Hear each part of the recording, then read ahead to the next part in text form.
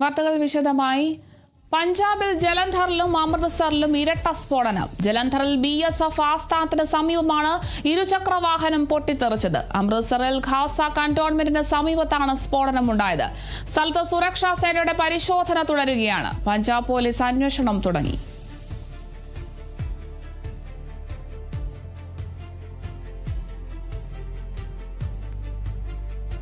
ये पुलिस की गाड़ी है। ये पुलिस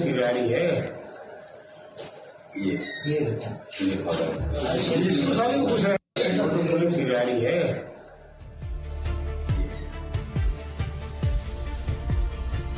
പഞ്ചാബിലും ജലന്ധറിലും അമൃത്സറിലും ഇരട്ട സ്ഫോടനമുണ്ടായതിന്റെ ദൃശ്യങ്ങളാണ് നമ്മളിപ്പോൾ കാണുന്നത്. ജലന്ധറിൽ BSF ആസ്ഥാനത്തിന് സമീപം ഇരുചക്ര വാഹനമാണ് പൊട്ടിത്തെറിച്ചിരിക്കുന്നത്. അമൃത്സറിൽ ഖാസ കന്റോൺമെന്റിന് സമീപത്താണ് ഇത്തരത്തിൽ വലിയൊരു സ്ഫോടനം ഉണ്ടായിരിക്കുന്നത്. നമുക്ക് ദൃശ്യങ്ങളിൽ നിന്ന് വ്യക്തമാകുന്നുണ്ട്.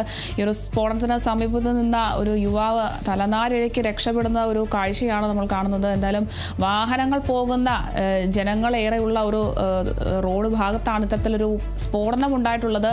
എന്തായാലും സ്ഥലത്ത് സുരക്ഷാ സേനയുടെ പരിശോധന ഇപ്പോൾ തുടർന്നുകൊണ്ടിരിക്കുകയാണ്. പഞ്ചാബ് പോലീസ് അന്വേഷണവും തുടങ്ങിയിട്ടുണ്ട്. ഇത്തരത്തിൽ ഇരട്ട സ്ഫോടനത്തിന്റെ കാരണം എന്താണെന്നുള്ളതൊക്കെ കണ്ടുപിടിക്കേണ്ടതുണ്ട്. ഇതിന് പിന്നിൽ ആരെങ്കിലും പ്രവർത്തിച്ചിട്ടുണ്ടോ എന്നതിലൊക്കെ ഒരു വ്യക്തത വരുത്തേണ്ടതുണ്ട്. എന്തായാലും വലിയൊരു സ്ഫോടനം തന്നെ നടന്നിരിക്കുകയാണ്. പഞ്ചാബിൽ ജലന്ധറിലും അമൃത്സറിലുമാണ് ഇത്തരത്തിൽ ഇരട്ട സ്ഫോടനമാണ് നടന്നിരിക്കുന്നത്.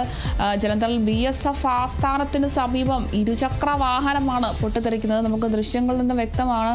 എന്തായാലും വാഹനങ്ങളൊക്കെ കടന്നു പോകുന്ന ആ ഒരു വഴിയിലാണ് ഇത്തരത്തിലൊരു സ്ഫോടനം ഉണ്ടായിട്ടുള്ളത്.